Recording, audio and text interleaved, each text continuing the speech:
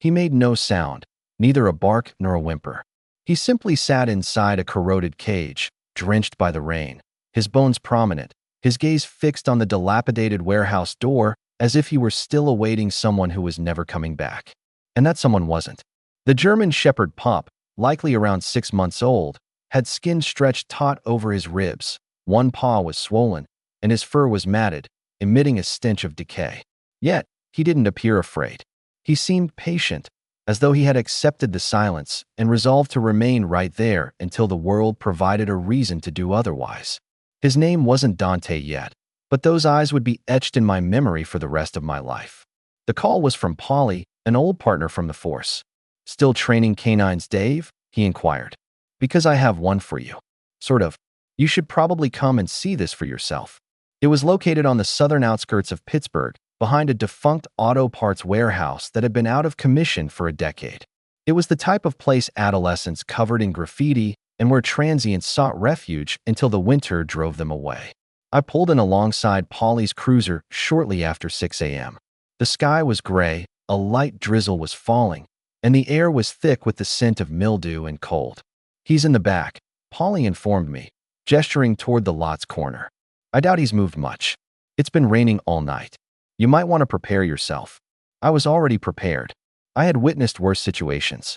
Or so I believed, until I rounded the corner and laid eyes on the cage. It wasn't even a proper kennel, but a crude, makeshift trap constructed from pallet wood, a rusted gate, and knotted fencing wire. Within it was the puppy, black and tan with a white slash under his chin, soaked through, yet sitting erect and looking directly at me.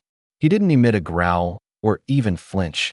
He just blinked once, as if assessing me as either a source of hope or just more of the same.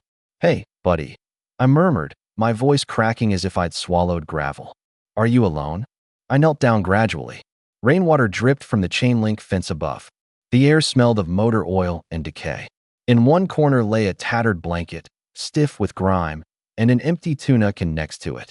A second bowl contained some water, but it was murky with dirt and ants. The pup hadn't touched it. I extended my hand through the bars, palm open. "I'm not going to hurt you." He tilted his head slightly, then rose. His hind legs trembled, but he stepped forward. Not quickly, not desperately, but with deliberation. And then, cautiously, he pressed his nose against my palm. I felt an emotional crack run through me. Polly stood quietly behind me. "Any idea how long he's been here?" I asked without turning. "The guy next door thinks maybe a week. Kids were pelting the cage with rocks 2 days ago. He chased them off. He figured someone had already retrieved him. A week in the cold with no sustenance, no shelter, just steel bars and blind hope." "I'm taking him," I stated. "Are you sure?" I didn't reply. I just grabbed the bolt cutters. The lock yielded with a metallic screech. The door swung open. For a moment, the pup remained still, looking at me as if waiting for a trap to be sprung. Then, with a painful grace, he walked out and into my embrace. He was far lighter than he should have been. I could feel each rib, but I could also feel his heart beating against my own. It was slow and steady, as if even now he wasn't panicking, just enduring. I enveloped him in the thermal blanket I had kept in my trunk since my academy days. I carried him to the passenger seat, a towel laid over the upholstery, the heater on full blast. He didn't whine or tremble. He just observed me. "Your name is Dante," I told him as I ignited the engine. "Because you just walked through hell, kid." He shut his eyes, not in fear, but in trust. The journey home was quiet. Not heavy, simply quiet. Dante curled up on the passenger seat as if he had done so 1,000 times, as if this were the car he had always belonged in. Periodically, I would glance over and see him watching the windshield wipers. His head tilted, his eyes half closed. No barking, no whimpering, just steady, calm breathing, as if the storm within him had ceased the instant I opened that cage. I turned into my driveway in Carrick, just south of the city center. It was still morning. The sun was attempting to pierce through the clouds. My neighbors were commencing their daily routines. One scraping ice from a windshield, a jogger lacing her shoes. No one paid any mind to the 6-month-old German Shepherd I was carrying, wrapped in a gray thermal blanket and smelling of rust and damp concrete. Inside, I placed him on an old bath mat near the kitchen heater. The floor was warm. He sank into it gradually, letting out a single sigh before resting his chin on his paws. I opened a can of prescription recovery food from a supply left over from a previous rescue and spooned it into a clean bowl. He watched me the entire time. When I set it down, he didn't lunge for it. He waited for a nod, as if seeking permission. I gave it. He ate slowly and politely, as though he understood that food was not a certainty and he didn't want to squander it. While he was eating, I texted my vet, informing her I was bringing someone in. There was no appointment, no discussion. She simply responded, "Be here before 10 o'clock. I'll have a room ready." By the time we arrived, Dante was more attentive but still moved like a soldier returning from a war. His head was up, his steps were cautious, and his eyes surveyed everything. The technician opened the side door for us. "Is this the one you called about?" she asked. "He doesn't look like a rescue. He looks like a story." "He is," I replied. "A long one." Dr. Mehta entered 5 minutes later. She was a kind woman in her mid-40s with nimble hands and a gentle voice. She crouched low, allowing Dante to sniff her first. He did. Then he sat. "Respectful," she commented. "Unusual for one so young." She ran her hands along his spine, examined his paws, opened his mouth, and scanned for a microchip. There was nothing. No ID, no tags, no apparent history other than what his body revealed. Malnourished, dehydrated, early-stage pressure sores from lying on cold concrete, bruising on his left hip, but no broken bones or infections, just a slow, steady deterioration. It was as if the world hadn't tried to kill him. It had simply forgotten to let him live. "How long was he in the cage?" she inquired. "Perhaps a week, maybe longer. Nobody is certain." She nodded, her hand resting between his ears. "He has a strong heart. It's a miracle he's even standing." I didn't voice what I was thinking, that his strength was unrelated to luck. Dante had survived because he had repeatedly made the choice to do so. Through every cold night, every silent morning, every echo of footsteps that never stopped for him, he had chosen life. That wasn't a miracle. That was a decision. Back at my house, I spread blankets across the floor of the spare room, which had been my daughter's before she moved out.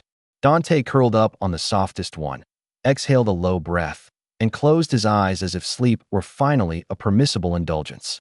I sat on an old stool across the room, my arms on my knees, observing him. My hands were still trembling, not from adrenaline, but from something more profound, something akin to memory. Years ago, I had another German Shepherd, a canine partner named Rex. He was larger than Dante, older, and more formidable when necessary. We had worked together for 5 years, conducting drug sweeps, search and rescue operations, and even handling a bomb threat at a high school. I had entrusted him with my life, and he had saved it twice. When he died from a fast-acting pancreatic cancer, I swore I would never form such a bond with another dog. I continued to train others, of course, working with handlers and assisting with adoptions, but nothing resonated because it wasn't just about the dogs. It was about what I couldn't risk feeling again until this morning. Until I saw that cage. I hadn't named him Dante for no reason. He had emerged from darkness. But perhaps I had as well. I didn't realize I had drifted off until I felt a warm pressure against my boot. Dante had repositioned himself. His head was now resting on my foot, his body curled beside the stool. He was still asleep, still trusting. It was then I knew this wasn't a temporary arrangement. This wasn't just another handover. This was not just another rescue. This was something different. And whatever it was, we would confront it together. He awoke with a start at 3:17 a.m. He whimpered once, a soft, low sound that seemed to escape before he could suppress it. I sat up in the hallway outside the spare room, where I had been dozing in a folding chair, my back sore and my neck stiff. I didn't move, just listened. Another whimper, followed by silence. I rose slowly, careful not to make the floorboards creak too loudly, and peered around the door frame. Dante was sitting up, not in a panic, but breathing rapidly, his eyes scanning the darkness. He didn't bark. He made no sound as I entered. He simply turned his head toward me and let out a single sigh. I sat on the floor beside him, my knees popping, and extended my hand. He didn't hesitate, pressing his forehead into my palm as if it grounded him. I could feel him trembling through the bones of his skull, not from fear, but from memory. That cage was still a part of him, wrapped around his ribs, cinched behind his eyes. So I stayed, cross-legged on the floor, my hand on his neck, whispering nonsense as if he were a child waking from a nightmare. "You're home, buddy. No more fences. No more cold." He lay down again slowly, his front legs outstretched, his head between them, his eyes still open, watching me to ensure I didn't vanish. By morning, the trembling had ceased. Over the next few days, we established a rhythm. Quiet mornings, slow walks. He never once pulled on the leash. He would always glance back as if to check if I was still there, as if he feared this reality wasn't permanent. I began calling him Shadow without realizing it. He was always present, always close. On the fourth day, I took him to the field behind the training yard, fenced, private, and spacious. There were no other dogs, just open space. I dropped the leash and stepped back. "Go on," I said. "Run." He didn't. He stood there for a moment, sniffing the air, then looked at me again, his ears perked, awaiting permission. "Run, Dante." He took off, low to the ground, with a grace that suggested his body had been waiting to remember this feeling. His legs weren't fully strong yet, but he moved as if he had a destination. He completed one full circuit around the fence line, then stopped in front of me, his tail wagging once. Then something remarkable happened. He barked, just once, a sharp, loud, vibrant sound. It wasn't aggressive. It was a statement, a declaration, as if his body were proclaiming, "I'm still here." I laughed out loud, more heartily than I had in months. And he barked again. That night, he climbed onto the couch beside me, rested his head on my thigh, his breathing slow. I placed my hand on his back and felt the quiet rhythm of his ribs rising and falling, like waves that had finally found tranquility.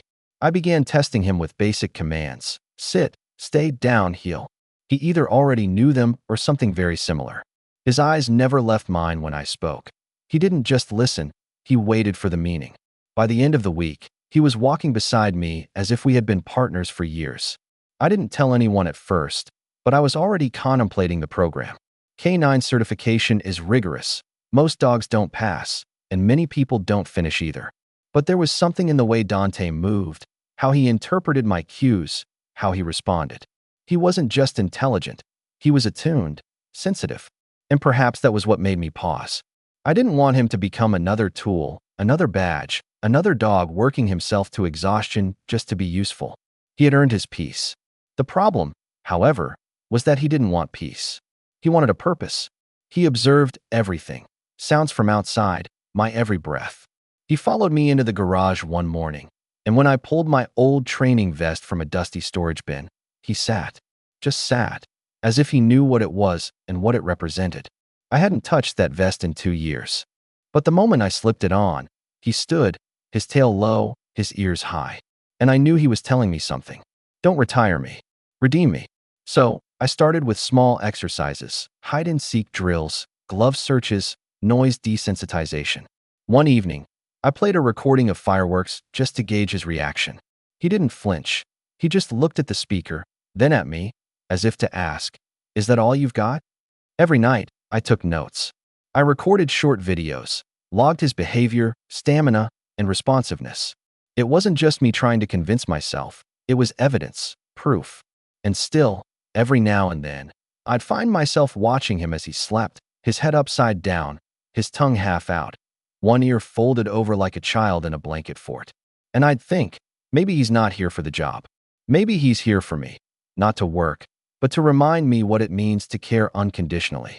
Because somewhere between the cage and the couch, between the dirt and the clean floors, between the silence and the barking, Dante wasn't just healing. He was teaching me how. The first time he positioned himself between me and a stranger, it wasn't a dramatic event. There was no barking, no growling, just a quiet, deliberate step. Sideways, firm, precise, like a curtain being drawn. A man had approached too closely on the trail behind my house. He wasn't aggressive, just one of those individuals who gestured excessively with his hands and stood nearer than he should have. Dante didn't approve. I didn't need to utter a word. He simply placed himself between us and stared, his posture rigid, his eyes locked. The man stopped mid-sentence. "Is that your dog?" "He is with me," I replied. He took a step back. Dante remained motionless. Afterward, I knelt beside him and ran a hand down his back. "You saw that coming before I did, didn't you?" He didn't respond, just pressed against my chest as if to say, I've got your back. I started to trust him after that, not just with commands, but with his instincts. And the more I trusted him, the more I realized this wasn't about transforming Dante into something new. It was about revealing what had always been present. He didn't need permission to protect. He didn't require training to love. What he needed, what he deserved, was a life where those qualities mattered. 2 weeks in, I took him to the facility. The K9 unit had evolved since my time there. There were new faces, younger handlers, and different equipment, but the air still held the familiar scent of rubber mats, sweat, and potential. I introduced Dante to the head trainer, a no-nonsense woman named Tara, who had spent 20 years working with dual-purpose dogs overseas. "He doesn't look like much," she remarked, squinting. "He's not for show," I answered. She raised an eyebrow. "All right, let's see what he's got." We began with the fundamentals: targeting, sit-stays, and obedience amidst distractions. Dante didn't just perform. He focused, locked in, and ignored the barking from the kennels, the squeaking of doors, and the shouts of other handlers. He moved as if he had been waiting for this opportunity to show the world he could do more than just survive. At one point, Tara threw a bundle of keys behind him without warning. The clang reverberated through the room. Dante flinched once, but maintained his posture. His eyes darted to me, then back to the target. Tara nodded. "That's grit," she muttered. Most new dogs would have folded. I wanted to smile. Instead, I crouched beside him. "That was good," I whispered. His tail gave a single wag. We left early that day. I didn't want to overdo it. On the drive home, he curled up in the back seat as if he had earned the right to relax. I kept glancing in the mirror, not at his posture, but at his eyes. They were different now, clearer, as if he were starting to believe this life was permanent. That night, I couldn't sleep, not from worry, but from a heavy feeling. I kept replaying memories of Rex, of how much I lost when he died, and the guilt I still harbored for not noticing the signs earlier. I had buried that pain in every stray dog I had trained and rehomed since. But I had never let one stay, until now. Dante wasn't filling a void. He was constructing something new. 3 days later, Tara called me. "Are you still interested in the youth outreach program?" she asked. I thought that was for therapy dogs. It is, but we're expanding. We're working with veterans, kids, and providing trauma support. Dogs like Dante might be a better fit than we initially thought. He's not just reactive, he's intuitive. I looked across the room at him. He was lying on the floor, his head resting on my old work boots, his eyes half closed. He wasn't just resting, he was listening. What would it entail? I asked. A few public events, some school visits, nothing formal yet. Just presence and connection. I hesitated, not because I doubted him, but because I wasn't sure I could keep pace. "He's already doing the work," she added. "You just haven't put the patch on him yet." That struck me harder than I expected. We agreed to meet the following week. I hung up, set the phone down, and walked over to the booths. Dante looked up. No tail wag this time, just a deep, steady gaze. "You want this?" I asked. He stood, walked to me, and pressed his forehead against my knee. I closed my eyes. Okay, we would try, but I had one condition. This time, I wouldn't train him to leave. This time, I'd train him to stay. He didn't need the leash anymore, not really. He walked beside me as if we were connected by something older than a rope, a silent vow between a dog and the man who found him in a cage and swore without words, never again. On the 5th morning, he nudged the bedroom door open at sunrise, padded over to my bed, and laid his head on my chest. It wasn't for food or play, just for contact. I opened my eyes and met his, and for a long minute, neither of us moved. "Are you okay, Dante?" I whispered. His tail thumped once. Then he curled up beside the bed and remained there until I got up. That day, I took him to a quiet group session at a local shelter, the kind where veterans sit in folding chairs and speak to no one, or to everyone, or to the dog at their feet. I had arranged it with the coordinator. No pressure, no expectations, just observation. The room smelled of weak coffee and old carpet. There were men with folded arms, weathered faces, and eyes that had seen too much. I recognized it because I had lived it too. Guilt that never sleeps, rage that simmers beneath the skin like a second pulse, and the shame of surviving when others didn't. Dante didn't shrink or hide. He walked in as if he had been there before, calm, measured, present. He scanned the room, sniffed once, then walked to the oldest man in the circle, a man in his 70s with a cane and a silence so profound you could drown in it. Dante sat at his feet. He didn't ask, he didn't wag his tail, he just sat. The man didn't look down, didn't touch him, but I saw it. His hand twitched once, then settled. Then, slowly, he lowered it to Dante's head, his fingers trembling. "Name?" the man asked. "Dante," I replied. He nodded and said nothing more for 20 minutes. Then, out of nowhere, he began to tell the story of his dog in Vietnam. "That's the first time he's spoken all week," the coordinator whispered to me afterward. "He hasn't uttered more than a sentence since November. That dog just cracked something open." No, not cracked. He had reached in quietly, as only someone who has known pain without language can. When we got home, I opened the back gate and let Dante roam the yard while I prepared dinner. Through the kitchen window, I watched him patrol the fence line like a sentinel, his nose high, his tail steady. He wasn't searching, he was securing. I grilled 2 chicken breasts, one for myself and one plain for him, and we ate side by side on the porch. He chewed slowly, his eyes scanning the street as if it were now his duty to keep us safe. After dinner, I opened the box, the one labeled Rex, that I hadn't touched in nearly 3 years. Inside was his old K9 vest, his tags, and the journal I had kept during our last rotation. I didn't cry when I opened it. I expected to, but I didn't. Because this wasn't about replacing Rex. This was about honoring him with the only thing that made sense. Giving the next one a future worth staying for. I held up the vest. Dante sniffed it once, then sat. His posture was perfect. No command, just stillness. "You want this?" I asked. His tail swept the floor. I walked over and slipped the vest on him. It didn't fit perfectly, but it didn't need to. He didn't flinch or shift, just looked up at me with those dark, steady eyes, as if he understood the weight of what I had placed on his back. And then he walked to the front door, sat beside it, and waited. He was ready. The next morning, we received the official invitation.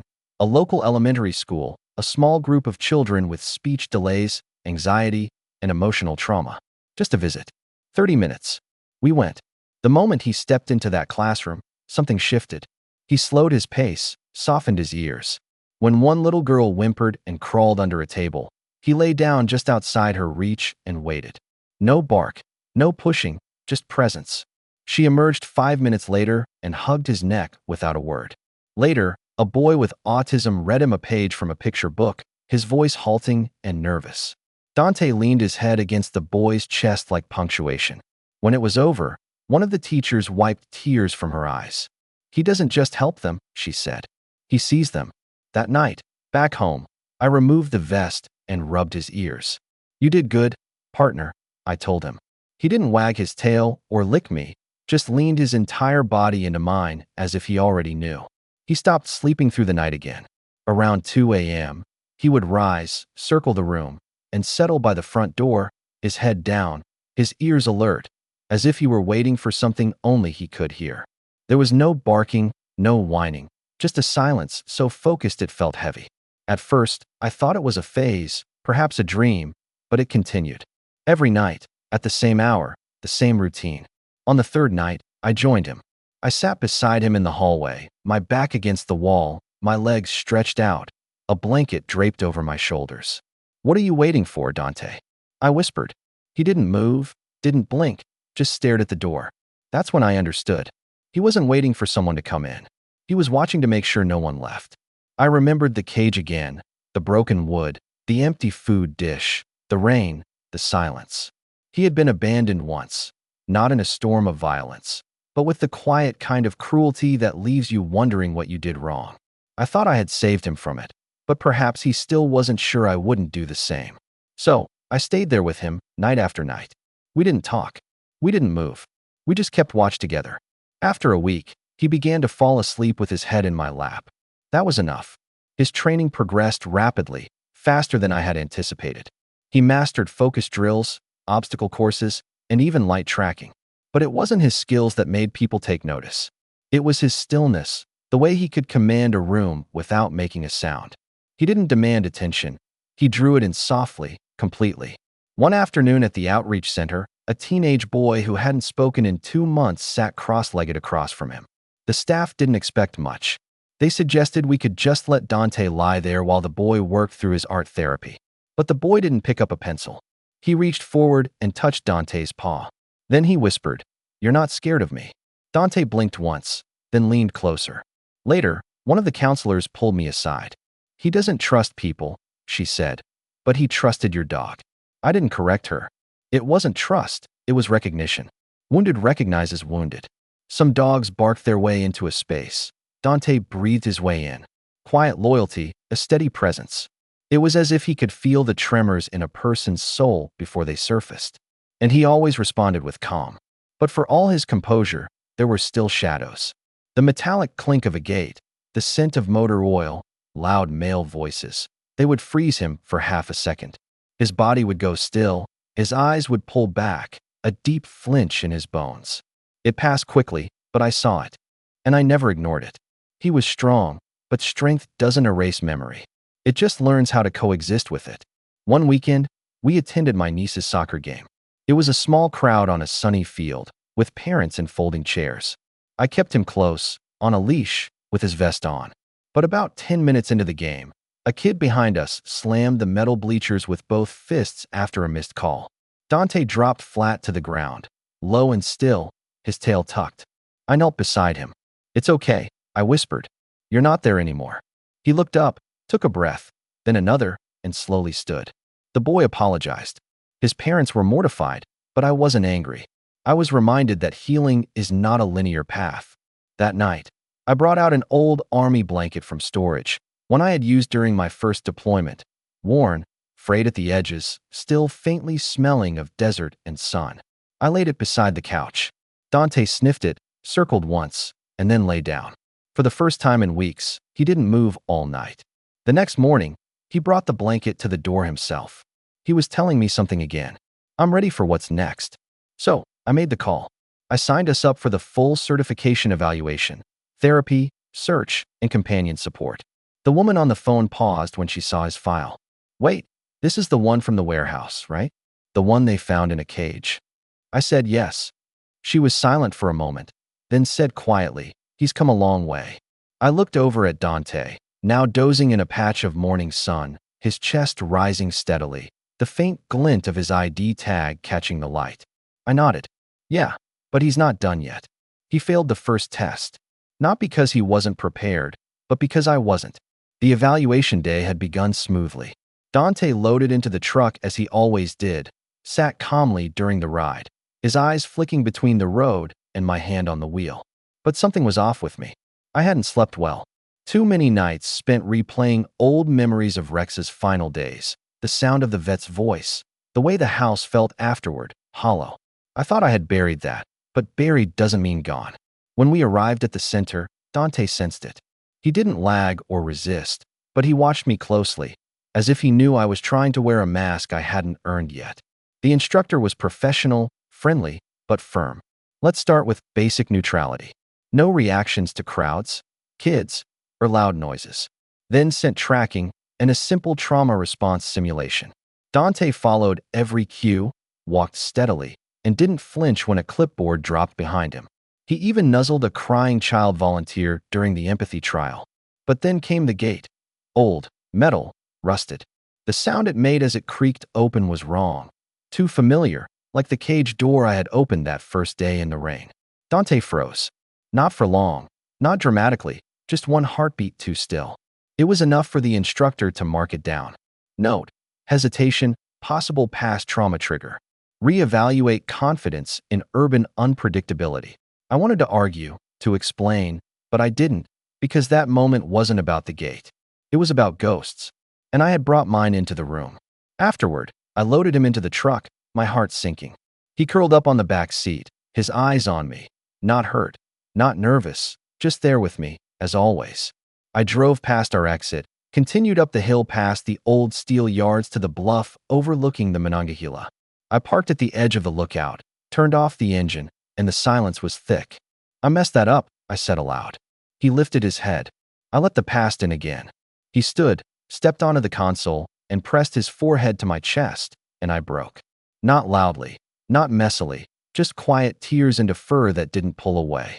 "I'm sorry, Dante," I whispered. "You didn't fail?" "I did."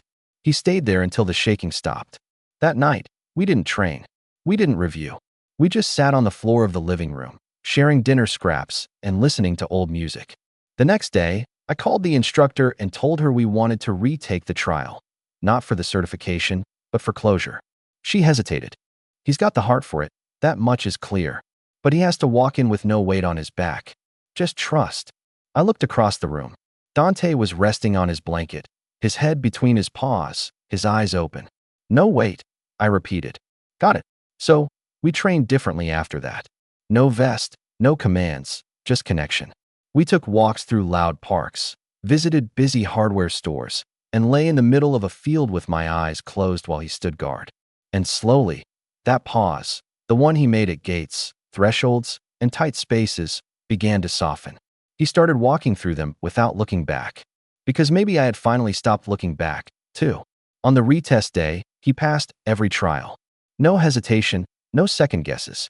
The gate opened, and he walked through it as if it had never held him. Afterward, the instructor handed me a certificate and smiled. "He's more than approved. He's something special."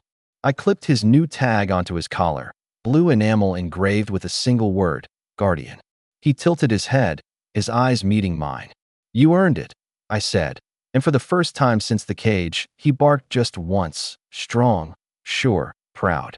He started choosing his own places to sit, not out of stubbornness, but from instinct. In rooms full of people, he would find the loneliest chair and lie beside it. In hospitals, he would settle near the patient with the most wires and the fewest visitors. In schools, he was always near the child who didn't speak. He didn't follow commands. He followed energy, pain, fear, and silence. That's where Dante went. We were called to a trauma recovery center downtown.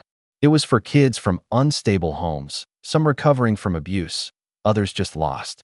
The place didn't smell like a shelter. It smelled of disinfectant and hope. We had been there before, but this time was different. This time, they asked Dante to stay for the entire day, supervised, observed, embedded. I wasn't worried. He walked in as if he had been assigned to be there. At lunch, I saw him lying beside a boy named Marcus. He was a quiet kid, 7 years old, who barely spoke to the staff and didn't make eye contact. But there he was, sitting cross-legged with his tray on the floor, Dante's head resting on his knee. One of the counselors whispered, "That boy hasn't touched anyone in months." Dante didn't move for the entire hour. He didn't beg. He didn't blink. He just stayed. Later that afternoon, I watched from the hallway as Marcus reached up and took Dante's tag between 2 fingers.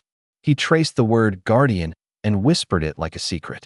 I didn't step in because something was happening, and it didn't belong to me.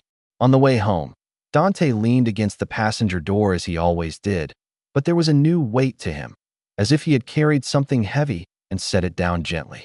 That night, I took his old vest out of storage, cleaned it, and sewed a small, heart-shaped patch under the front strap. It was just fabric, nothing flashy. Heather had left it behind when she moved out, and for some reason, I had kept it.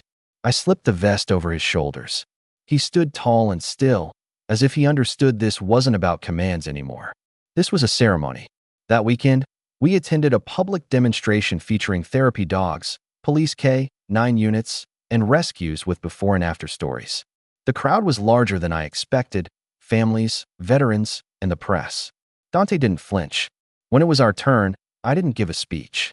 I didn't need to. I just told his story. He was found in a cage behind a warehouse. No name, no history, no reason to trust anyone again. And now he sits with children who don't speak. He walks through hospitals without fear. He comforts people who can't name what hurts because he doesn't need names. He just listens. People didn't clap. They stood. Not for me, but for him. Afterward, a man in a wheelchair rolled up. He had a Vietnam patch on his jacket and eyes like marble, dry but burning. He said, "I lost my dog in '72. Never got another. But watching him, I think maybe I could again." Dante moved to him without hesitation and laid his chin on the man's lap. The man cried, and it didn't feel like a performance. It felt like permission. That night, back home, Dante lay beside the couch, breathing deeply. I played old jazz records, cooked late, and let the quiet in. I found myself watching him longer than usual, not for signs of stress or for training cues, but with gratitude. Because somewhere between the first night in that cage and now, he had done more than heal. He had begun to heal others. And maybe that's the point.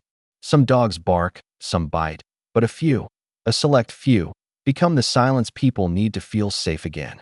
It happened so quickly, I didn't have time to be afraid. One moment, we were crossing the parking lot after a visit to the outreach clinic, and the next, a car backfired. Loud, sharp, wrong. Dante dropped instantly. It wasn't a trained reaction. It was instinct, survival. He hit the pavement, his belly flat, his tail tucked, his eyes wide. The leash went slack in my hand. I crouched beside him. "It's okay," I said softly, over and over. "It's not what you think. You're safe. You're safe." But he wasn't listening. He was somewhere else, back behind that cage again, in that place before names, trust, and warm blankets. His breathing was shallow, his muscles locked. He wouldn't look at me. I stayed there, my knees on the cold asphalt, my palms open, not reaching, just being present. A couple walked past, staring. I didn't care. This wasn't about embarrassment. This was about a wound deeper than sound. After what felt like hours, but was probably only 3 minutes, he blinked, then turned his head toward me. "Just an inch, just enough." "There you are," I whispered. He stood, not quickly, but carefully, as if his body were asking permission to belong to the present again. We walked the rest of the way in silence, each step quiet and cautious, not because of fear, but because of the weight of the moment. That night, he didn't eat. He didn't curl up on his blanket. He just lay in the hallway outside my bedroom, his head on his paws, his ears twitching at every sound. I didn't try to fix it. I just lay on the floor beside him. The next morning, he followed me into the bathroom as he always did, waited by the sink while I shaved, and sat in the hallway while I laced my boots, but he didn't wag his tail. And when I opened the front door, he hesitated, one paw forward, one paw still inside. "You don't have to," I said. "Not today." But he stepped out anyway. He was afraid, but he stepped out anyway. That afternoon, I took him back to the field behind the center, the one with the rusted gate and the wide-open sky. I dropped the leash, walked to the middle, and sat on the grass. He didn't come at first, just stood near the fence, watching. Then, slowly, he trotted over, not proud, not perfect, but present. He sat beside me. I placed the vest between us. "Do you still want this?" I asked. He nudged it gently with his nose, then rested his head on my thigh. A few days later, we went back to the outreach center. It was a smaller group, just 4 kids and a therapist. No expectations, just time. Dante walked in without hesitation. He went straight to the boy who flinched at every door click.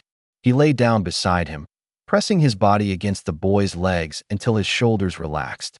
The boy whispered, "Is he scared too?"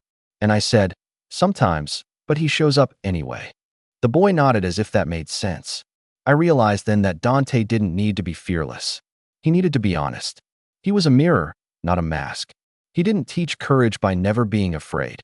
He taught it by walking through fear and staying soft. That night, as we walked the block before bed, a group of teens set off a firework behind a dumpster. It whistled, popped, and echoed off the buildings.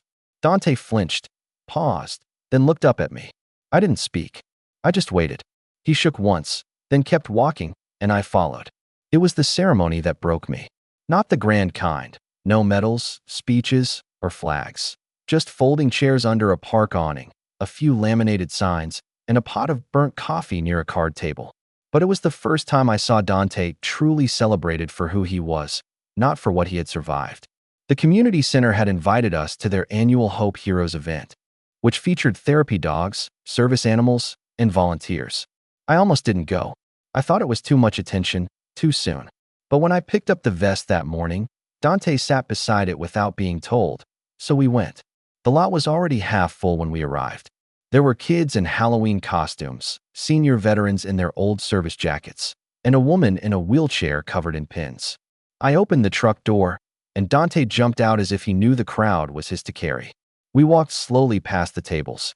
People smiled, and some waved. One boy stopped mid-bite of cotton candy just to whisper, "Whoa," under his breath. Dante didn't strut. He didn't seek attention. He just existed, calm, grounded, present. A living heartbeat in a noisy day. They gave him a ribbon, a bright blue loop of satin pinned gently to his vest.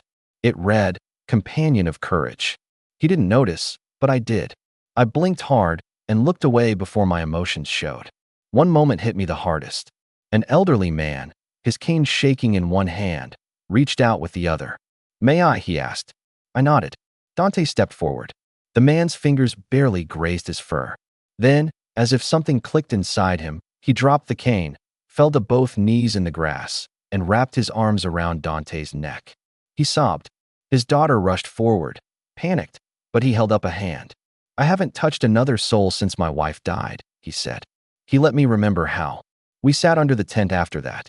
Dante curled at my feet, resting his head on my boot. The ribbon fluttered in the breeze. There was laughter, music, and conversation, normal life. But I wasn't in the noise. I was inside that stillness, inside the simple miracle of a broken dog who had somehow become whole enough to hold other people together. After the crowd thinned, a woman from the center approached, clipboard in hand, a nervous smile on her face. "We're launching a mentorship program," she said, "for kids in the system. We pair each with a handler and a therapy animal. It's a small group, a pilot program. We'd like you and Dante to lead it." I looked down at him. He didn't move, but I could feel it in the way he breathed. He was ready again. That night, we sat on the porch, the stars flickering between the clouds. I tossed a tennis ball. He didn't chase it. He just watched it roll, then turned to look at me as if to say, "We've done that part already. What's next?" So, I told him about the kids, about the program, about how from here on out, he wouldn't just be showing up for people, he'd be showing them how to show up for each other. He laid his head on my lap, and I understood. He didn't need the cage to be far behind him. He just needed the door to stay open. And this time it would. The first day of the mentorship program, Dante walked through the school doors as if he owned them. Not in a loud way, just steady and grounded, as if he were there on purpose, as if the building had been waiting for him. The kids were nervous. Most didn't speak much, some didn't speak at all. A few wore their defenses like armor, hoods up, arms crossed, eyes cold from too many disappointments. I recognized it. That hardness isn't real. It's just bruised softness with no place to land. Dante didn't ask for permission. He moved among them slowly, like fog over still water. He stopped by a girl who wouldn't meet anyone's eyes, laid down at her feet, and sighed as if he had been searching for that exact spot. She glanced down just once, then continued drawing in her notebook. But when the session ended, she slipped a piece of folded paper into Dante's vest. Later, in the truck, I opened it. It said, "He's the first one who looked at me like I wasn't invisible." The next week, another kid stayed behind after the group. He was a big kid, quiet, who used to slam lockers and walk with his fists clenched. Now he just stood beside Dante while he drank from the water bowl. "He doesn't flinch," the boy said. "Most dogs do when I get close." "He knows your anger isn't you," I replied. He didn't answer, but he knelt, touched Dante's side, and stayed there. We began a rhythm. Tuesdays and Thursdays at the school, weekends at the park. Some days, we didn't do anything structured. We just sat on the grass and let the kids tell stories, or not. Dante never judged the silence. One afternoon, a boy brought in his own puppy, shaky legs, oversized ears, a collar that was too big. He asked, "Can Dante teach him how to be brave?" I said, "He already is." The boy grinned. "But not like yours." Dante leaned forward and licked the pup's nose once, then sat beside him like a mentor in fur. Back home that evening, I found myself staring at the wall above the fireplace. It had been empty since Rex passed. I never wanted to hang anything there again. But now, I walked to the table, opened the folder from the program, and pulled out a photo one of the teachers had taken last week. It showed Dante surrounded by 6 kids, all smiling in different directions. Some had their hands on his back. One kid was curled beside him like a brother. Another was tossing a ball he didn't care about, just for the joy of being seen. I framed it, hung it above the mantel, and didn't say anything, just let it be. That night, as the rain started against the windows, I found Dante lying by the door again, but not watching, not waiting, just resting.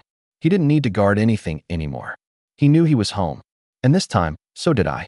I used to think rescue was a one-way street, that we found the broken and tried to fix them, that we reached down and pulled them up. But Dante taught me differently. He didn't need fixing. He needed a place to belong. He needed someone to wait with him through the quiet, to walk beside him, not ahead of him. He didn't just survive what was done to him. He transformed it into something useful, something strong. Now, he's more than a dog. He's a bridge, a pulse in rooms where no one speaks, a steady presence where hope had once disappeared. He walks hallways that used to echo with slammed doors. He curls up beside kids who have forgotten what it means to be touched gently. He listens without flinching. He stays without asking. He loves without needing anything in return. And maybe that's the lesson. That rescue isn't about saving a life. It's about giving it new meaning. Dante was abandoned in a cage behind a warehouse. He had nothing, no voice, no name, just a quiet, steady will to keep breathing. Now, he is a companion to the voiceless, a guardian for the lost, a soft place to land for kids who have never had one. This little guy's journey from abandonment to rehabilitation shows how vital nonprofit rescue groups truly are. Caring for a rescued puppy is about more than love. It's a responsibility and a commitment to their well-being. And every time his paws hit the floor in another quiet room, he is proof that what is broken can still be beautiful, that the forgotten can become family, and that courage doesn't always bark. Sometimes, it just lies down beside you and waits until you're ready. Please consider sharing Dante's story, because somewhere out there, there's another dog in another cage, waiting, not barking, just hoping someone will show up.